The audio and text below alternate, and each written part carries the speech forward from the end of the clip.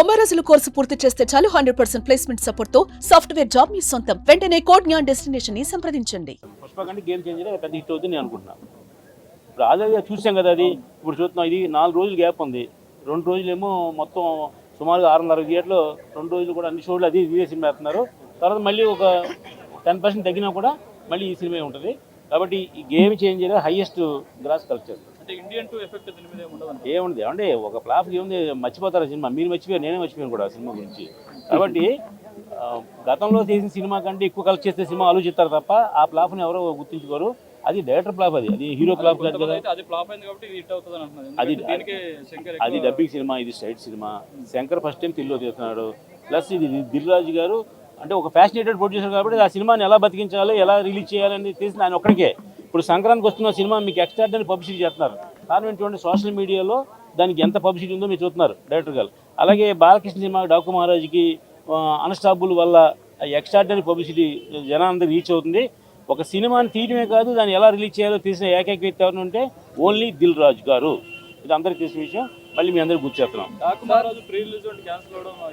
మరి ఖచ్చితంగా, ఎందుకంటే ఇప్పుడు ఎక్కడ ఈ ప్రీ రిలీజ్ పెడితే అక్కడ ఎవరో చచ్చిపోతున్నారు. ఇప్పుడు ప్రీ రిలీజ్ ఫంక్షన్కి ఫర్ ఎగ్జాంపుల్ అడిగారు గారు చెప్తున్నా, రాజమండ్రిలో ఈవెంట్ చేశారు సార్. అది చక్కగా ఆర్గనైజ్ చేశారు, ఎవరికి ఇబ్బంది కలగకుండా అందరినీ చేశారు. మేము ఇద్దరు కూడా థియేటర్ ఫంక్షన్లో ఉన్నాం, ఇద్దరం. కానీ ఎవరో సినిమా చూసి ఇంటికి వెళ్తుంటే కాకినాడలో కారు యాక్సిడెంట్, లారీ యాక్సిడెంట్ చచ్చిపోతే అది దిల్ రాజు గారికి పవన్ కళ్యాణ్కి ఏం సంబంధం అండి?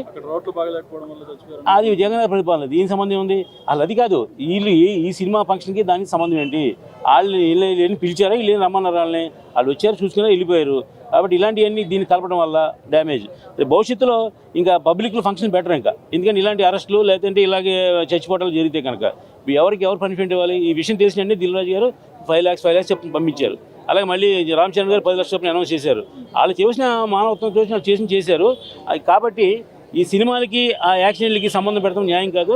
ఇప్పుడు మీరు అన్నారు కదా, అనంతపూర్లో కేవలం క్యాన్సిల్ చేయడం కారణం ఏంటంటే బాలకృష్ణ గారి సినిమా ఇదే. ఇలాంటి మళ్ళీ ఏదైనా జరిగితే కనుక సినిమాకి మా ఇండస్ట్రీకి బ్యాడ్ వస్తున్న ఉద్దేశంతో ఆఫ్ చేశారు. తిరుపతిలో ఇన్సిడెంట్ మీకు ముందే జరిగింది.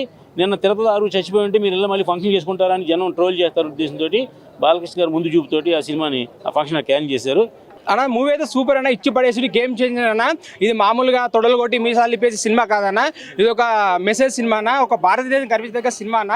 ఇంకోటి ఫస్ట్ హాఫ్ దీని డైరెక్టర్ వచ్చి శ్రీ శంకర్ గారు అన్న, యువ హీరో శ్రీ రామ్ చరణ్ గారు సూపర్ నటించారన్న. మూవీ అయితే ఇచ్చి పడేసిన మనకి యాక్షన్ సీక్వెన్స్ కానీ ఒక సోషల్ మెసేజ్ ఇచ్చారన్న. ఈ మూవీ క్యాజువల్గా వచ్చే సినిమా కాదని, ఇది శంకర్ గారి డైరెక్టర్లో మూవీ వస్తుంటే చాలా అద్భుతంగా తీశారన్న. మూవీ అయితే ఇచ్చి పడేసిన మూవీ అయితే చాలా బాగుంది.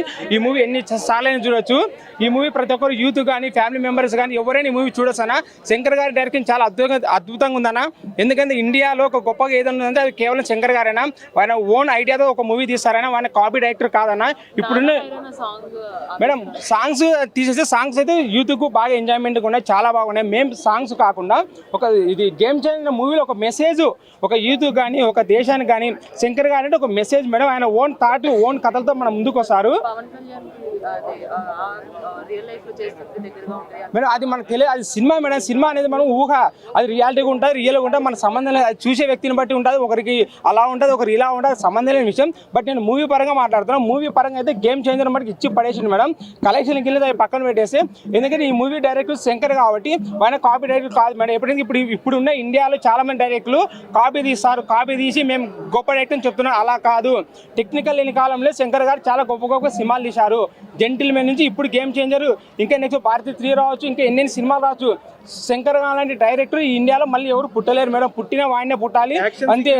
యాక్షన్ సీక్వెల్ శంకర్ గారికి పుట్టింది పేరు. యాక్షన్ సీక్వెల్ తీయాలంటే ఓన్లీ శ్రీ శంకర్ గారు తీయాలి.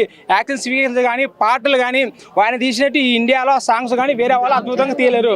రామ్ చరణ్ గారు ట్రిపుల్ సినిమా నాకు తెలియదు మేడం. గేమ్ చేంజర్ సినిమాలు అయితే రామ్ చరణ్ గారు చాలా అద్భుతంగా నటించారు. వారిలోని నట విశ్వరూప శంకర్ గారు బయట తీశారు.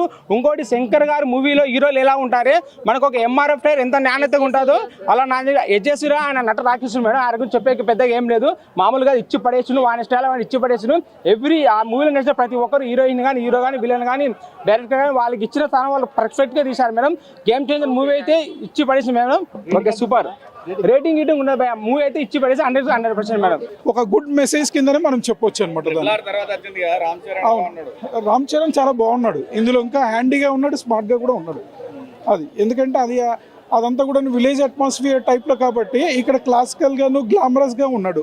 సుమన్ టీవీలో మీ పర్సనల్ అండ్ బిజినెస్ ప్రమోషన్స్ కోసం కింది నెంబర్కి కాంటాక్ట్ చేయండి.